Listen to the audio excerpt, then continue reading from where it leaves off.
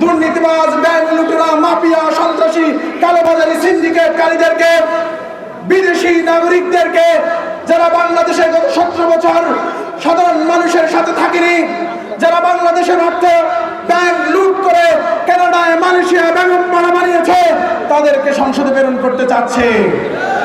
কিন্তু প্রিয় ভাইয়েরা, আমরা অন্যদিকে দেখতে পাচ্ছি একটি দল ছোট ছোট দলগুলোকে ক্ষমতার লোভ দেখিয়ে, ক্ষমতার মোহে বিলুপ্ত করে দিচ্ছে। রামগঞ্জেও এমন একজন আছেন যিনি তার আদর্শকে জলাঞ্জলি দিয়ে, যিনি তার দলকে বিলুপ্ত করে দিয়ে আবার ক্ষমতার মোহে উন্মত্ত হয়ে রামগঞ্জের মানুষের ভোট চুরির পয়দা করছেন। তাদেরকে বিগত 17 বছরের কোন আন্দোলন সংগ্রামে দেখা যায়নি, শুধু টক শো, এবং যারা বিগত 17 বছরে তাদের আয় রুজি হয়েছে আওয়ামী লীগের সাথে ব্যবসা করে। যে সকল খুনি সন্ত্রাসীদের হাতে আমাদের শহীদ ভাইদের রক্ত রয়েছে, সে সকল শহীদ ভাইদের হাতে খুনে যে সকল সন্ত্রাসী ব্যবসায়ীদের কাছে রক্ত রয়েছে, তাদের সাথে মিলেমিশে তারা ব্যবসা করেছে।